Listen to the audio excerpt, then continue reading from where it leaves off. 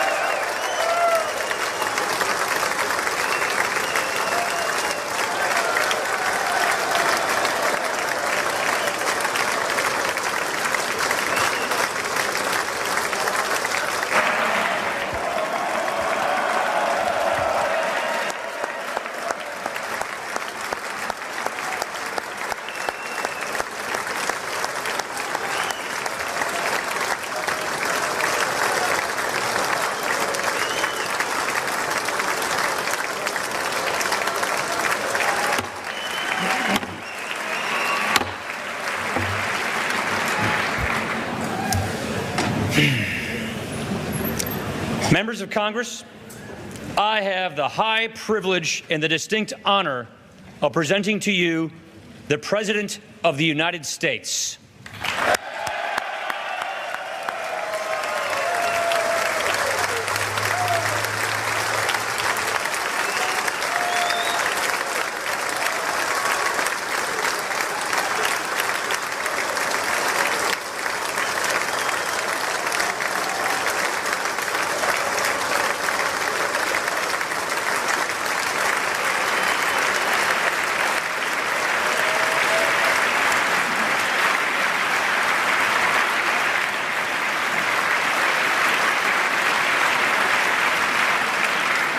Thank you very much. Mr. Speaker, Mr. Vice President, members of Congress, the First Lady of the United States,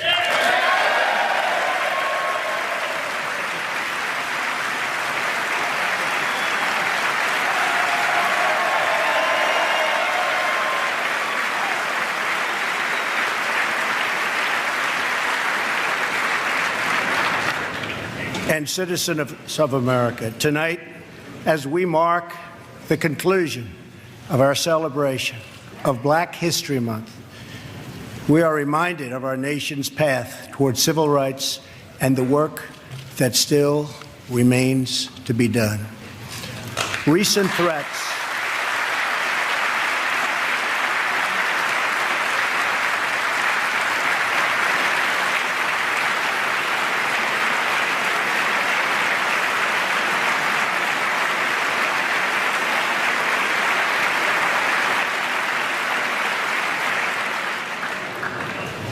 threats targeting Jewish community centers and vandalism of Jewish cemeteries, as well as last week's shooting in Kansas City, remind us that while we may be a nation divided on policies, we are a country that stands united in condemning hate and evil in all of its very ugly forms.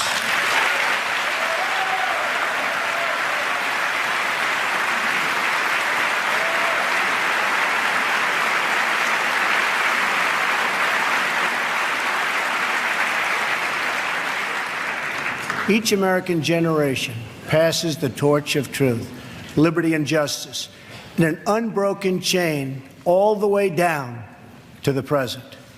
That torch is now in our hands, and we will use it to light up the world. I am here tonight to deliver a message of unity and strength, and it is a message deeply delivered from my heart. A new chapter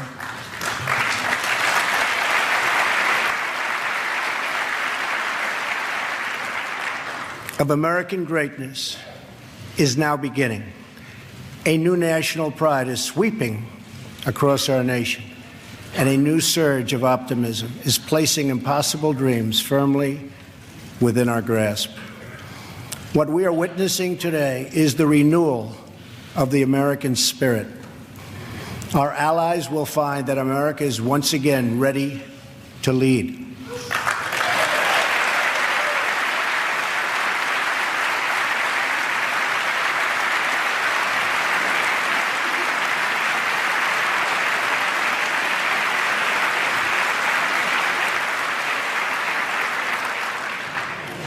All the nations of the world, friend or foe, will find that America is strong, America is proud, and America is free. In 9 years, the United States will celebrate the 250th anniversary of our founding, 250 years since the day we declared our independence. It will be one of the great milestones in the history of the world. But what will America look like as we reach our 250th year? What kind of country will we leave for our children? I will not allow the mistakes of recent decades past to define the course of our future. For too long, we've watched our middle class shrink as we've exported our jobs and wealth to foreign countries. We've financed and built one global project after another, but ignored the fates of our children in the inner cities of Chicago, Baltimore, Detroit, and so many other places throughout our land. We've defended the borders of other nations while leaving our own borders wide open for anyone to cross and for drugs to pour in at a now unprecedented rate. And we've spent trillions and trillions of dollars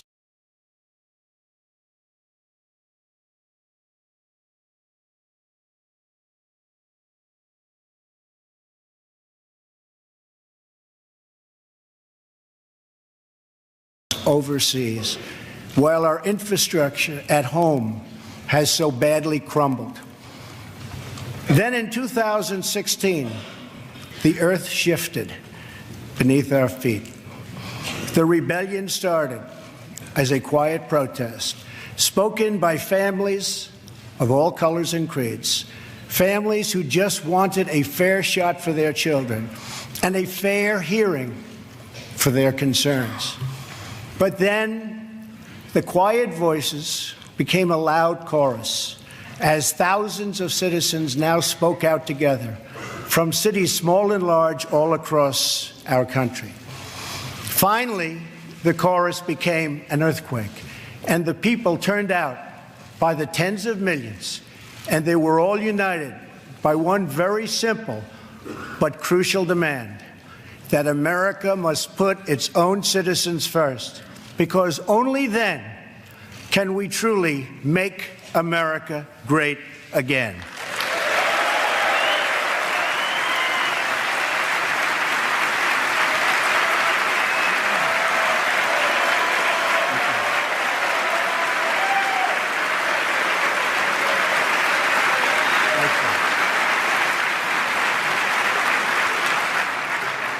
Dying industries will come roaring back to life.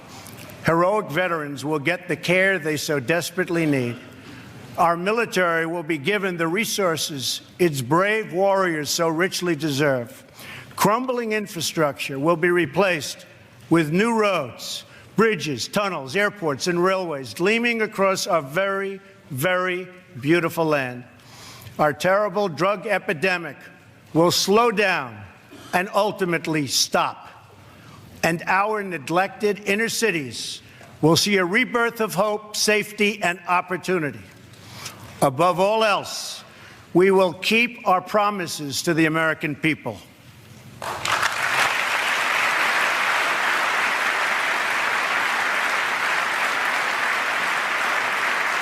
Thank you. It's been a little over a month since my inauguration, and I want to take this moment to update the nation on the progress I've made in keeping those promises. Since my election, Ford, Fiat Chrysler, General Motors, Sprint, SoftBank, Lockheed, Intel, Walmart, and many others have announced that they will invest billions and billions of dollars in the United States and will create tens of thousands of new American jobs.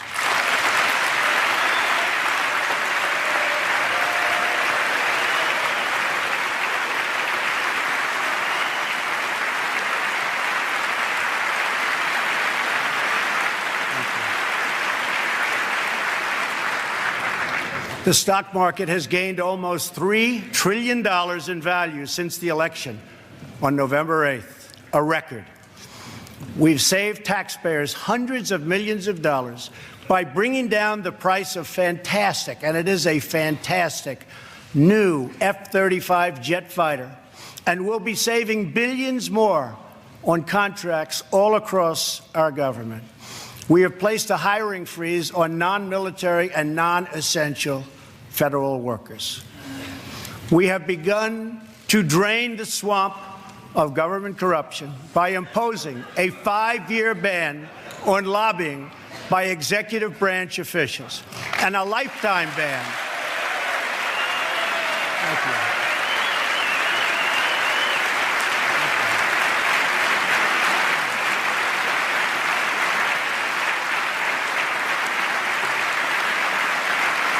Thank you. And a lifetime ban on becoming lobbyists for a foreign government. We have undertaken a historic effort to massively reduce job-crushing regulations, creating a deregulation task force inside of every government agency.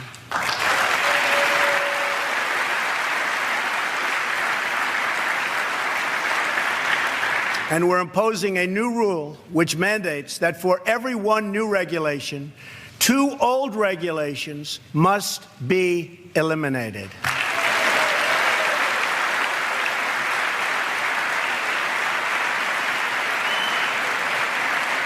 We're going to stop the regulations that threaten the future and livelihood of our great coal miners.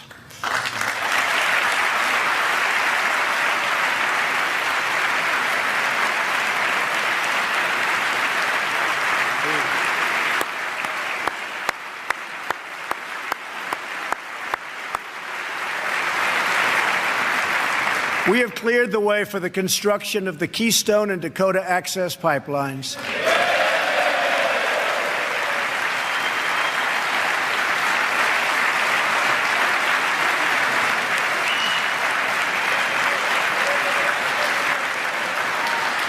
Thereby creating tens of thousands of jobs. And I've issued a new directive that new American pipelines be made with American steel.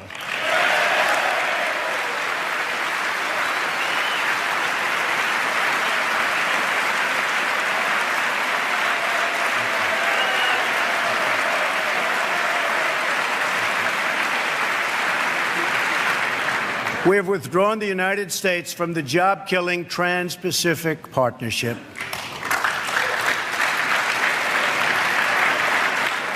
And with the help of Prime Minister Justin Trudeau, we have formed a council with our neighbors in Canada to help ensure that women entrepreneurs have access to the networks, markets, and capital they need to start a business and live out their financial dreams.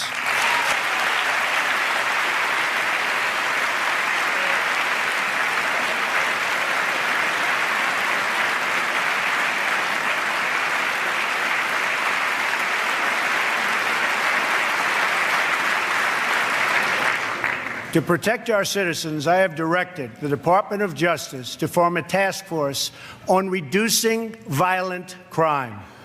I have further ordered the Departments of Homeland Security and Justice, along with the Department of State and the Director of National Intelligence, to coordinate an aggressive strategy to dismantle the criminal cartels that have spread all across our nation.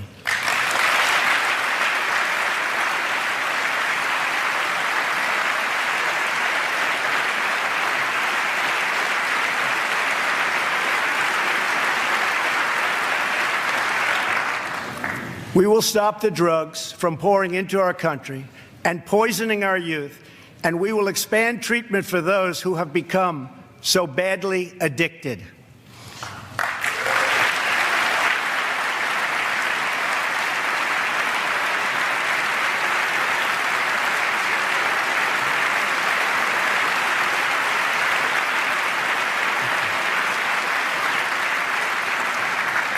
At the same time, my administration has answered the pleas of the American people for immigration enforcement and border security.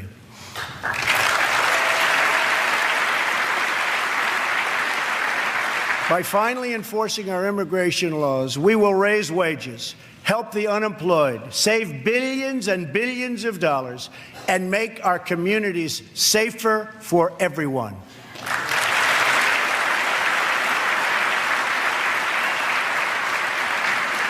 We want all Americans to succeed, but that can't happen in an environment of lawless chaos.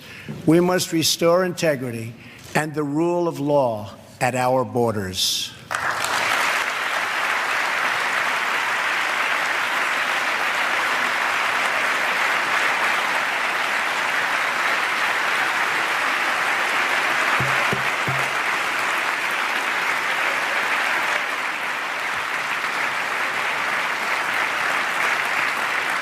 For that reason, we will soon begin the construction of a great wall along our southern border.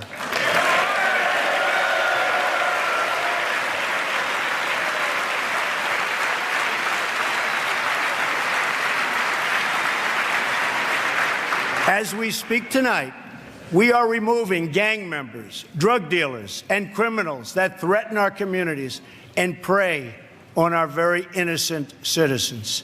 Bad ones are going out as I speak, and as I've promised throughout the campaign.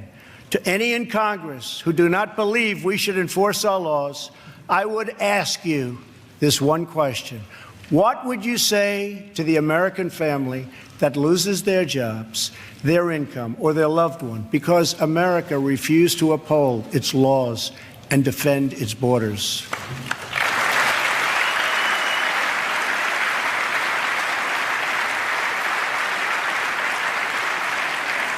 Our obligation is to serve protect and defend the citizens of the United States.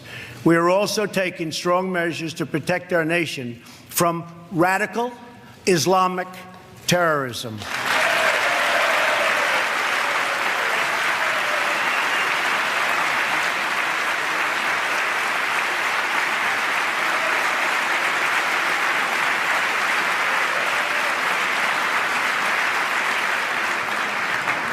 According to data provided by the Department of Justice, the vast majority of individuals convicted of terrorism and terrorism-related offenses since 9/11 came here from outside of our country. We have seen the attacks at home, from Boston to San Bernardino to the Pentagon, and yes, even the World Trade Center. We have seen the attacks in France, in Belgium, in Germany, and all over the world. It is not compassionate, but reckless to allow uncontrolled entry from places where proper vetting cannot occur.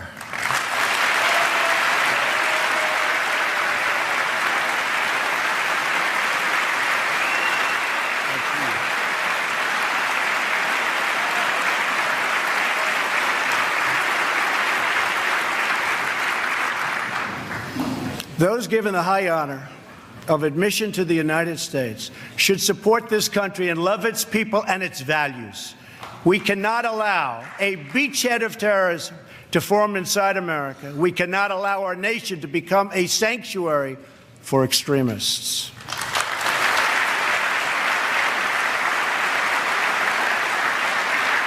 That is why my administration has been working on improved vetting procedures, and we will shortly take new steps to keep our nation safe and to keep those out who will do us harm.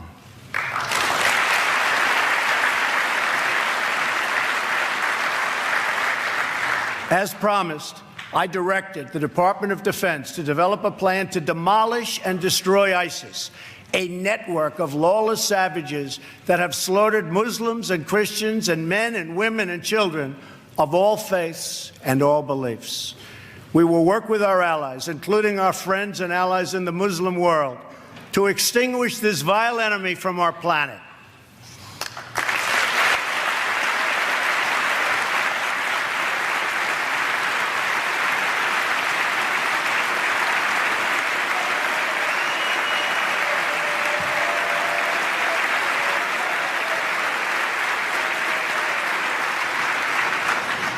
I have also imposed new sanctions on entities and individuals who support Iran's ballistic missile program and reaffirmed our unbreakable alliance with the State of Israel.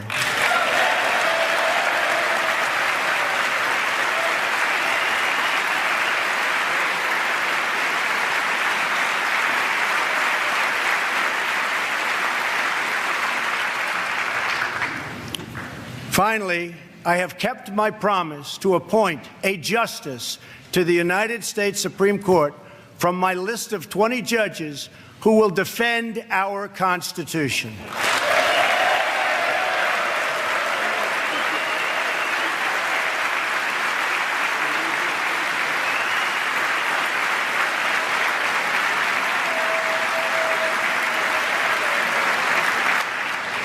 I am greatly honored to have Maureen Scalia with us in the gallery tonight.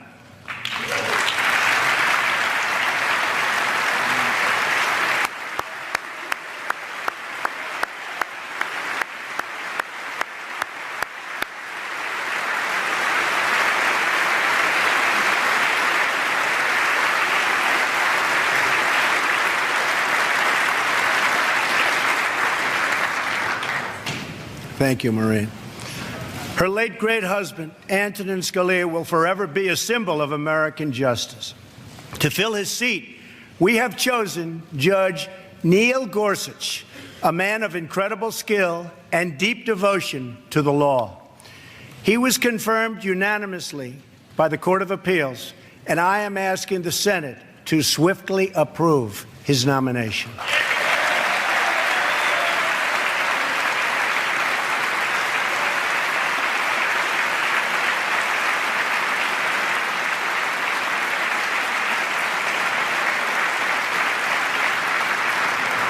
Tonight, as I outline the next steps we must take as a country, we must honestly acknowledge the circumstances we inherited. 94 million Americans are out of the labor force.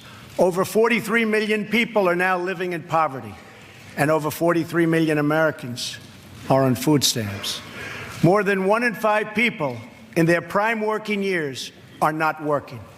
We have the worst financial recovery in 65 years. In the last 8 years, the past administration has put on more new debt than nearly all of the other presidents combined. We've lost more than 1/4 of our manufacturing jobs since NAFTA was approved, and we've lost 60,000 factories since China joined the World Trade Organization in 2001. Our trade deficit in goods with the world last year was nearly $800 billion. And overseas, we have inherited a series of tragic foreign policy disasters. Solving these and so many other pressing problems will require us to work past the differences of party. It will require us to tap into the American spirit that has overcome every challenge throughout our long and storied history. But to accomplish our goals at home and abroad, we must restart the engine of the American economy, making it easier for companies to do business in the United States and much, much harder for companies to leave our country.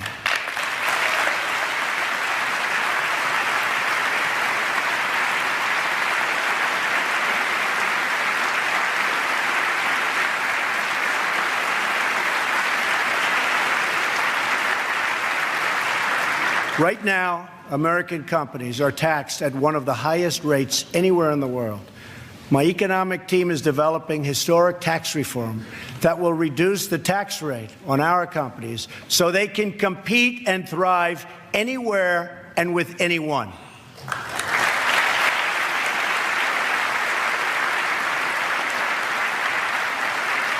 It will be a big, big cut. At the same time, we will provide massive tax relief for the middle class. We must create a level playing field for American companies, and our workers have to do it.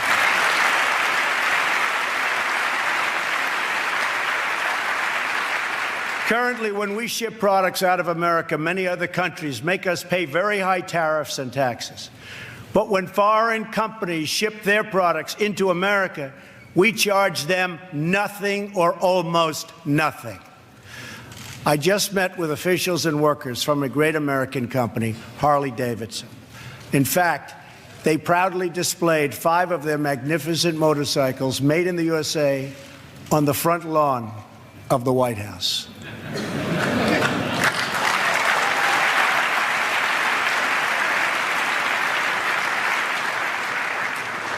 And they wanted me to ride one, and I said, no, thank you. At our meeting, I asked them, how are you doing? How is business? They said that it's good. I asked them further, how are you doing with other countries, mainly international sales? They told me without even complaining, because they have been so mistreated for so long that they've become used to it, that it's very hard to do business with other countries because they tax our goods at such a high rate. They said that in the case of another country, they tax their motorcycles at 100%. They weren't even asking for a change, but I am. I believe.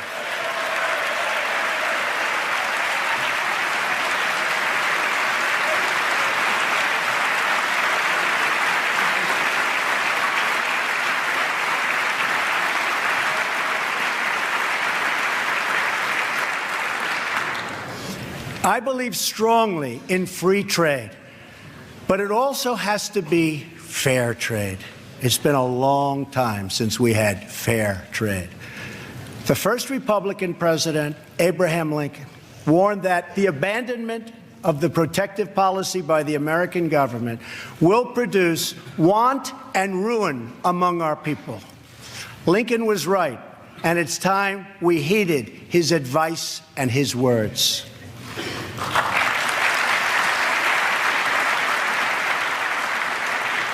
I am not going to let America and its great companies and workers be taken advantage of us any longer. They have taken advantage of our country. No longer.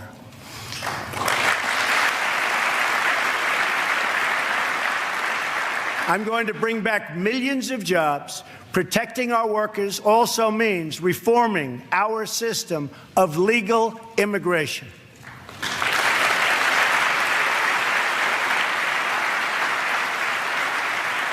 The current outdated system depresses wages for our poorest workers and puts great pressure on taxpayers. Nations around the world, like Canada, Australia, and many others, have a merit-based immigration system.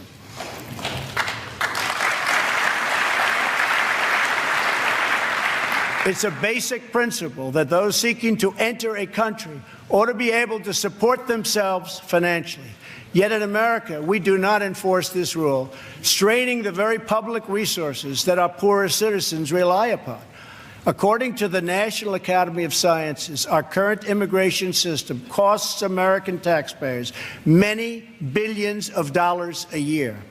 Switching away from this current system of lower-skilled immigration and instead adopting a merit-based system, we will have so many more benefits. It will save countless dollars, raise workers' wages, and help struggling families, including immigrant families, enter the middle class. And they will do it quickly, and they will be very, very happy indeed.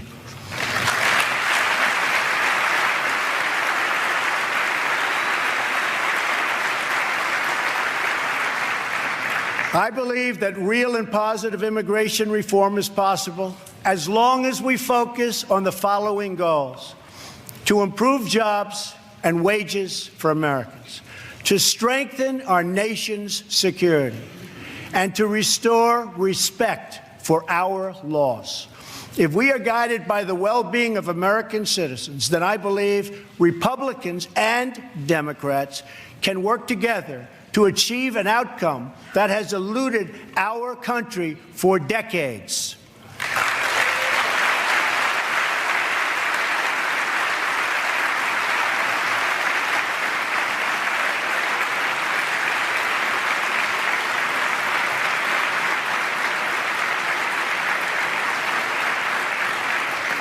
Another Republican president, Dwight D. Eisenhower, initiated the last truly great national infrastructure program, the building of the interstate highway system.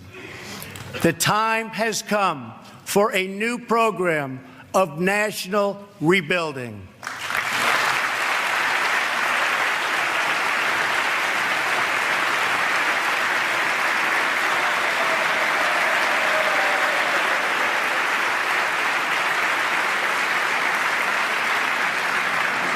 America has spent approximately $6 trillion in the Middle East.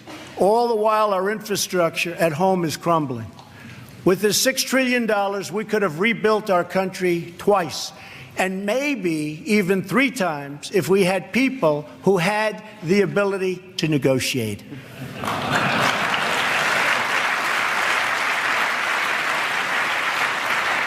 To launch our national rebuilding, I will be asking Congress to approve legislation that produces a $1 trillion investment in infrastructure of the United States, financed through both public and private capital, creating millions of new jobs.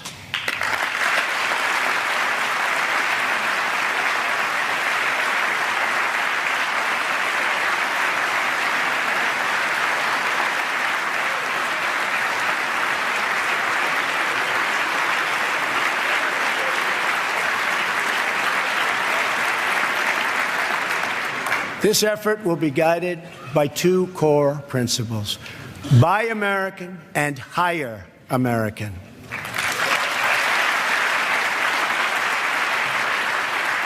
Tonight, I am also calling on this Congress to repeal and replace Obamacare.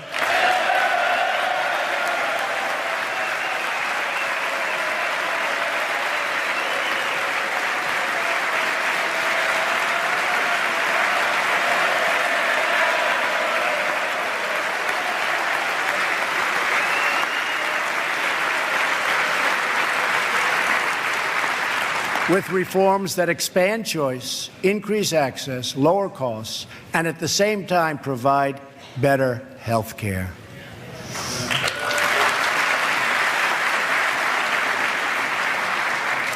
Mandating every American to buy government-approved health insurance was never the right solution for our country.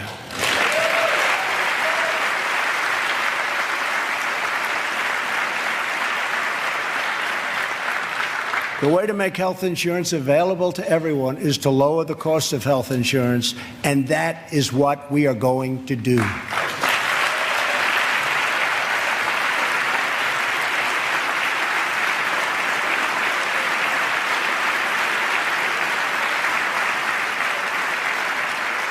Obamacare premiums nationwide have increased by double and triple digits. As an example, Arizona went up 116% last year alone. Governor Matt Bevin of Kentucky just said Obamacare is failing in his state, the state of Kentucky, and it's unsustainable and collapsing. 1/3 of the counties have only one insurer, and they're losing them fast. They are losing them so fast. They're leaving. And many Americans have no choice at all. There's no choice left. Remember, when you were told that you could keep your doctor and keep your plan, we now know that all of those promises have been totally broken.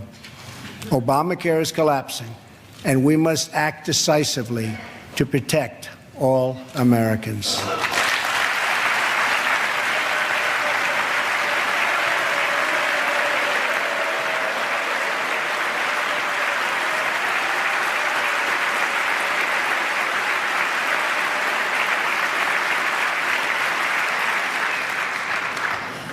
Action is not a choice, it is a necessity.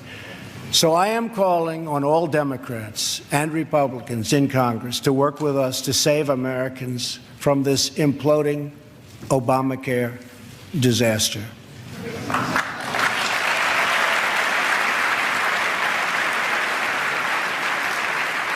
Here are the principles that should guide Congress as we move to create a better health care system for all Americans. First, we should ensure that Americans with pre-existing conditions have access to coverage and that we have a stable transition for Americans currently enrolled in the health care exchanges.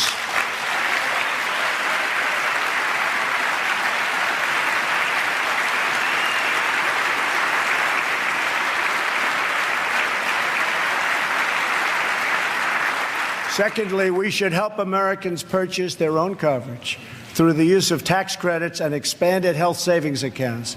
But it must be the plan they want, not the plan forced on them by our government.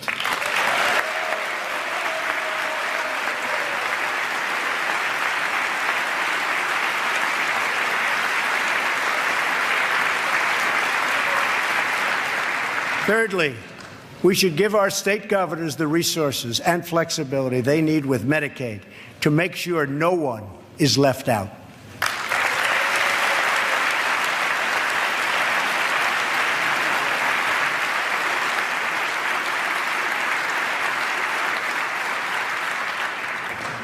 Fourth, we should implement legal reforms that protect patients and doctors from unnecessary costs that drive up the price of insurance and work to bring down the artificially high price of drugs and bring them down immediately.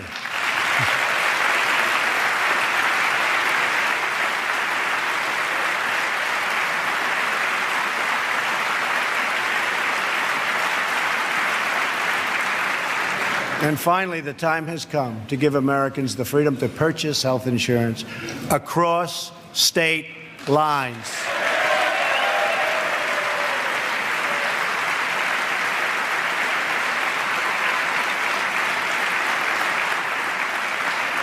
Which will create a truly competitive national marketplace that will bring costs way down and provide far better care. So important.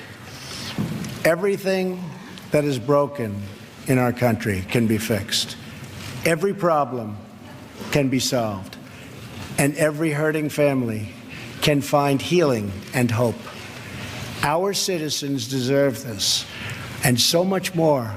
So why not join forces and finally get the job done and get it done right?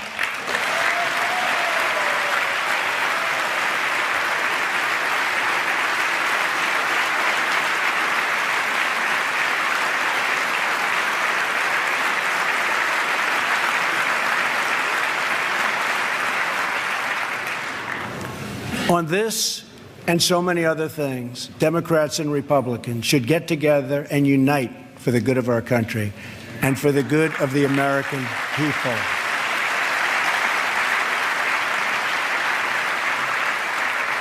My administration wants to work with members of both parties to make child care accessible and affordable, to help ensure new parents that they have paid family leave.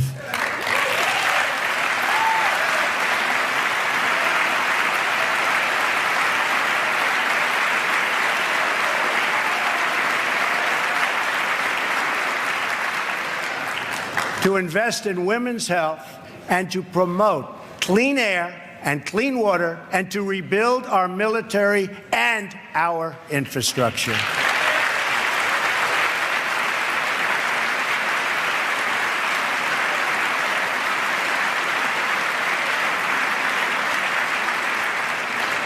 True love for our people requires us to find common ground, to advance the common good, and to cooperate on behalf of every American child who deserves a much brighter future.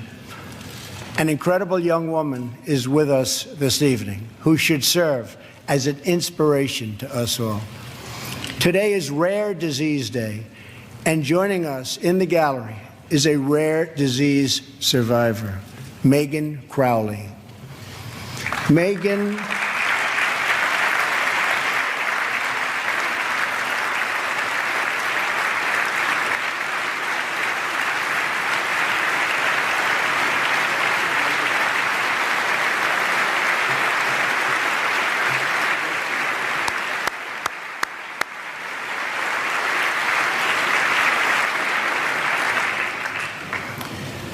Megan was diagnosed with Pompe disease, a rare and serious illness, when she was 15 months old.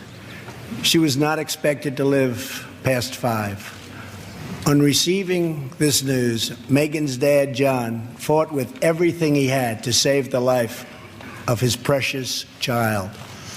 He founded a company to look for a cure and helped develop the drug that saved Megan's life. Today, she is 20 years old and a sophomore at Notre Dame.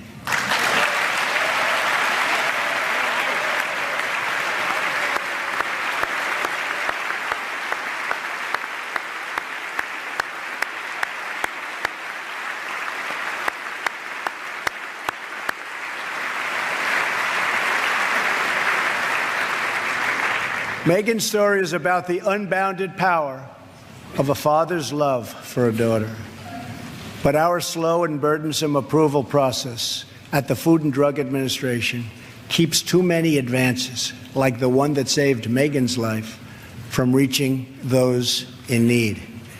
If we slash the restraints, not just at the FDA, but across our government, then we will be blessed with far more miracles just like Megan.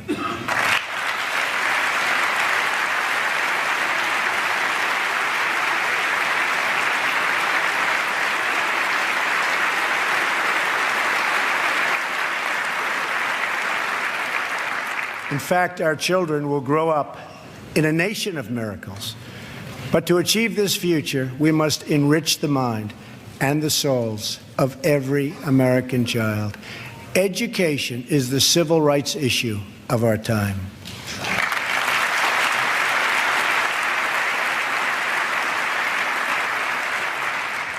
I am calling upon members of both parties to pass an education bill that funds school choice for disadvantaged youth, including millions of African American and Latino children.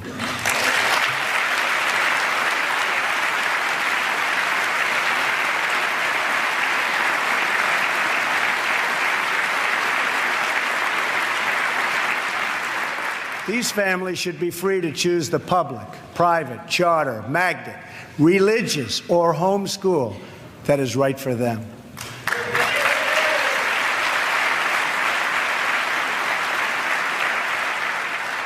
Joining us tonight in the gallery is a remarkable woman, Denisha Merriweather.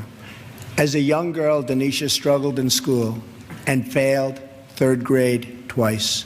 But then she was able to enroll in a private center for learning, great learning center, with the help of a tax credit and a scholarship program. Today, she is the first in her family to graduate not just from high school, but from college. Later this year, she will get her master's degree in social work. We want all children to be able to break the cycle of poverty, just like Denisha.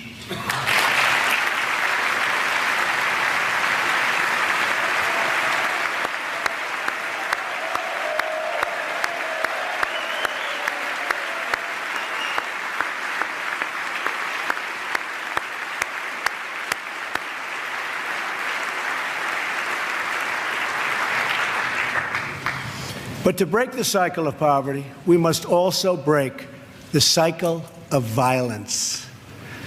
The murder rate in 2015 experienced its largest single-year increase in nearly half a century. In Chicago, more than 4,000 people were shot last year alone, and the murder rate so far this year has been even higher. This is not acceptable in our society.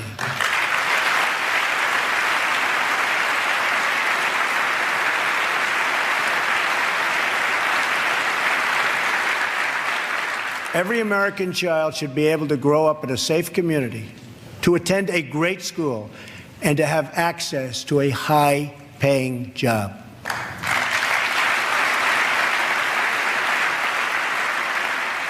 But to create this future, we must work with, not against, the men and women of law enforcement.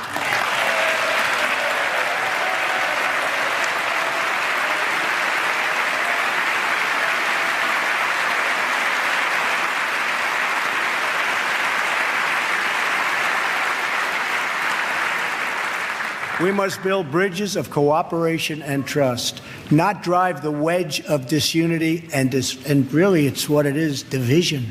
It's pure, unadulterated division. We have to unify. Police and sheriffs are members of our community. They're friends and neighbors. They're mothers and fathers, sons and daughters, and they leave behind loved ones every day who worry about whether or not they'll come home safe and sound. We must support the incredible men and women of law enforcement.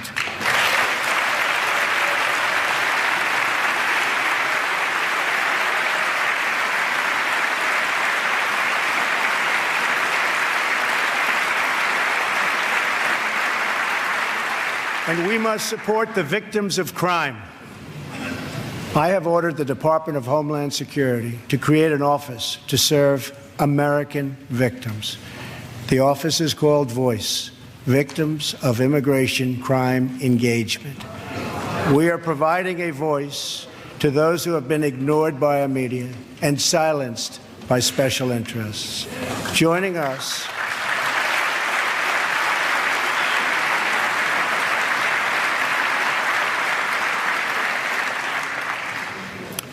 in the audience tonight are four very brave Americans whose government failed them. Their names are Jamil Shaw, Susan Oliver, Jenna Oliver, and Jessica Davis. Jamil's 17-year-old son was viciously murdered by an illegal immigrant gang member who had just been released from prison. Jamil Shaw Jr. was an incredible young man with unlimited potential who was getting ready to go to college where he would have excelled as a great college quarterback. But he never got the chance. His father, who is in the audience tonight, has become a very good friend of mine. Jamil, thank you. Thank you.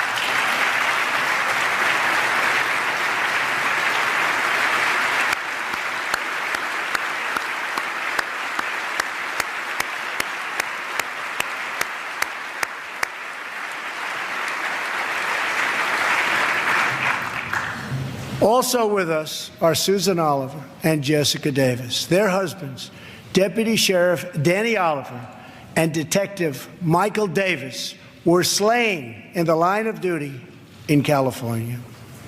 They were pillars of their community. These brave men were viciously gunned down by an illegal immigrant with a criminal record and 2 prior deportations, should have never been in our country. Sitting with Susan is her daughter, Jenna. Jenna, I want you to know that your father was a hero and that tonight you have the love of an entire country supporting you and praying for you.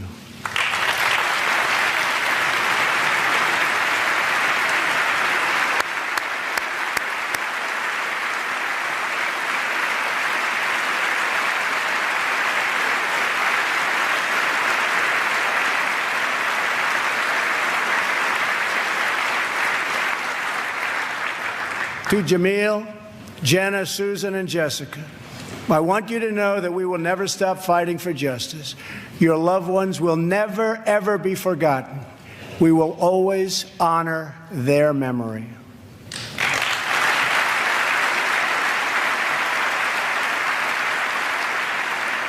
Finally, to keep America safe, we must provide the men and women of the United States military with the tools they need to prevent war. If they must, they have to fight, and they only have to win.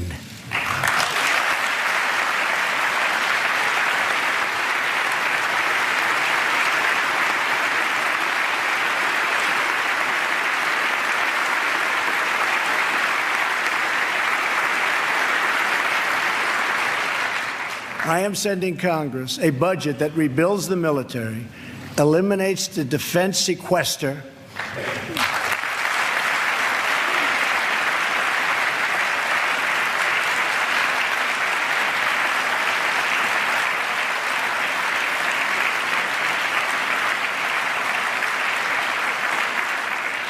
and calls for one of the largest increases in national defense spending in American history. My budget will also increase funding for our veterans. Our veterans have delivered for this nation, and now we must deliver for them.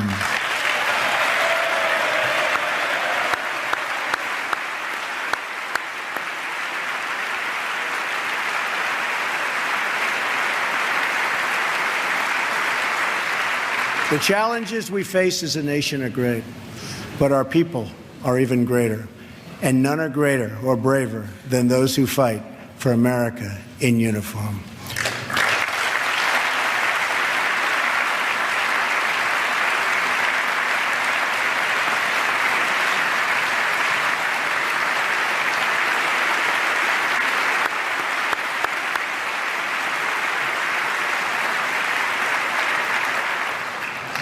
We are blessed to be joined tonight by Corinne Owens, the widow of U.S. Navy Special Operator, Senior Chief William Ryan Owens. Ryan died as he lived, a warrior and a hero, battling against terrorism and securing our nation.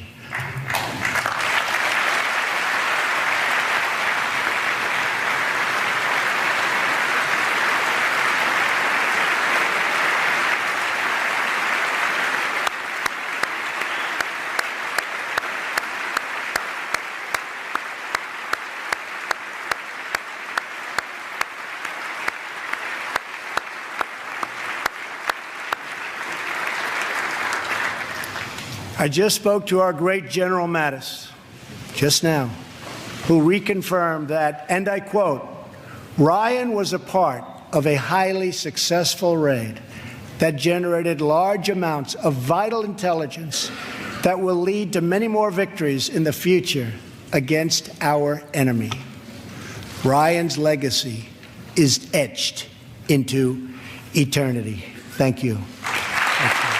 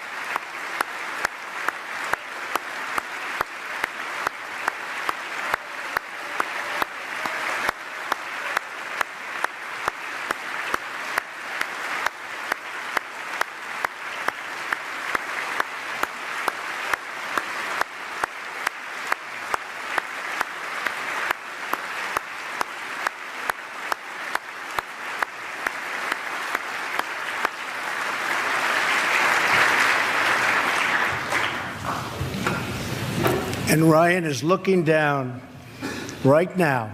You know that. And he's very happy because I think he just broke a record.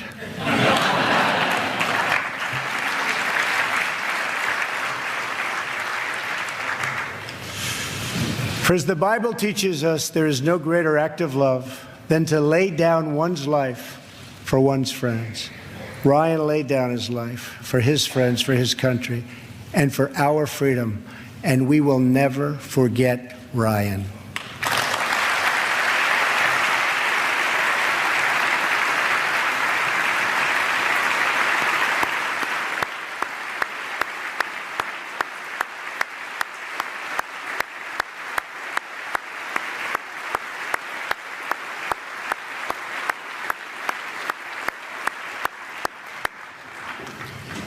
To those allies who wonder what kind of a friend America will be, look no further than the heroes who wear our uniform. Our foreign policy calls for a direct, robust, and meaningful engagement with the world. It is American leadership based on vital security interests that we share with our allies all across the globe. We strongly support NATO, an alliance forged through the bonds of 2 world wars that dethroned fascism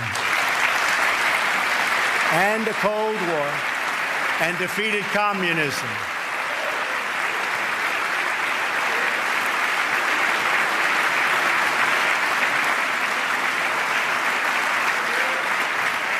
But our partners must meet their financial obligations. And now, based on our very strong and frank discussions, they are beginning to do just that. In fact, I can tell you the money is pouring in. Very nice. Very nice.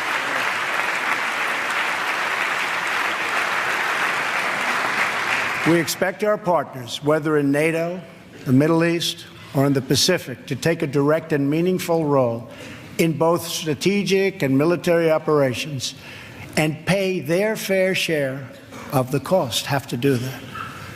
We will respect historic institutions, but we will respect the foreign rights of all nations, and they have to respect our rights as a nation also.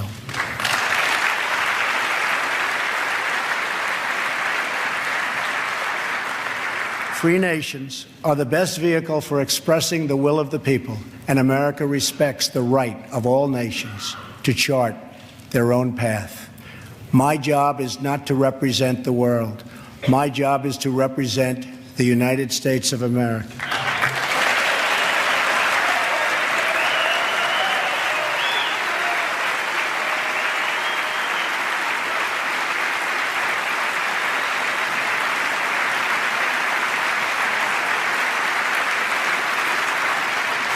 But we know that America is better off when there is less conflict, not more.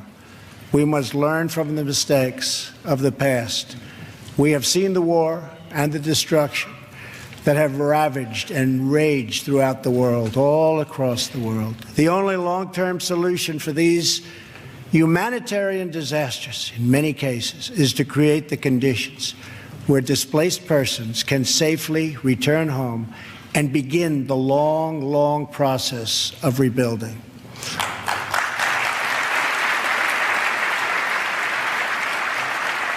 America is willing to find new friends and to forge new partnerships where shared interests align. We want harmony and stability, not war and conflict.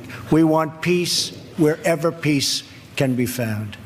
America is friends today with former enemies. Some of our closest allies decades ago fought on the opposite side of these terrible, terrible wars. This history should give us all faith in the possibilities for a better world. Hopefully, the 250th year for America will see a world that is more peaceful, more just, and more free. On our 100th anniversary in 1876, citizens from across our nation came to Philadelphia to celebrate America's centennial. At that celebration, the country's builders and artists and inventors showed off their wonderful creations. Alexander Graham Bell displayed his telephone for the first time. Remington unveiled the first typewriter. An early attempt was made at electric light. Thomas Edison showed an automatic telegraph and an electric pen. Imagine the wonders our country could know in America's 250th year.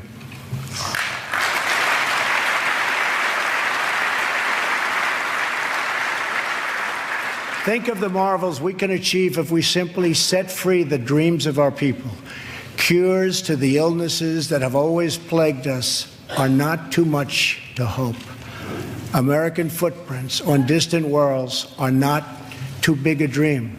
Millions lifted from welfare to work is not too much to expect. And streets where mothers are safe from fear, schools where children learn in peace, and jobs where Americans prosper and grow are not too much to ask.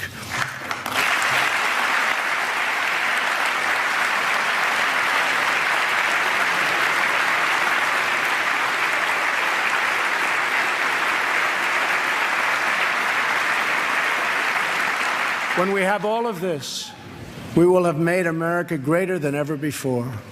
For all Americans, this is our vision. This is our mission. But we can only get there together. We are one people with one destiny. We all bleed the same blood. We all salute the same great American flag. And we all are made by the same God.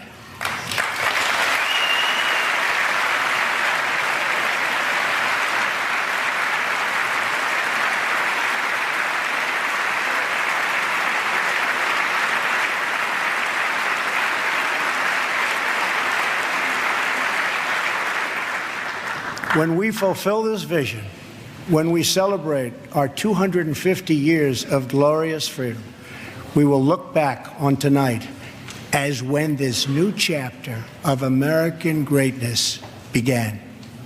The time for small thinking is over. The time for trivial fights is behind us.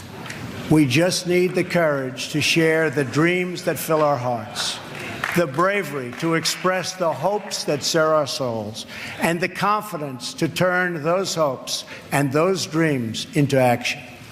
From now on, America will be empowered by our aspirations, not burdened by our fears, inspired by the future, not bound by failures of the past, and guided by a vision, not blinded by our doubts. I am asking all citizens to embrace this renewal of the American spirit. I am asking all members of Congress to join me in dreaming big and bold and daring things for our country. I am asking everyone watching tonight to seize this moment, believe in yourselves, believe in your future, and believe once more in America. Thank you, God bless you, and God bless the United States.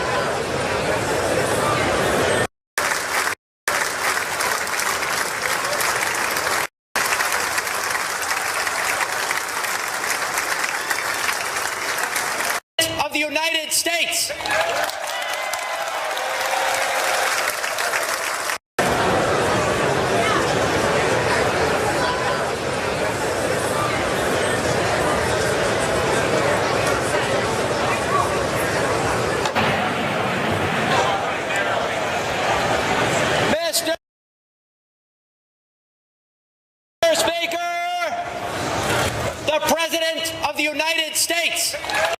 I'm asking all members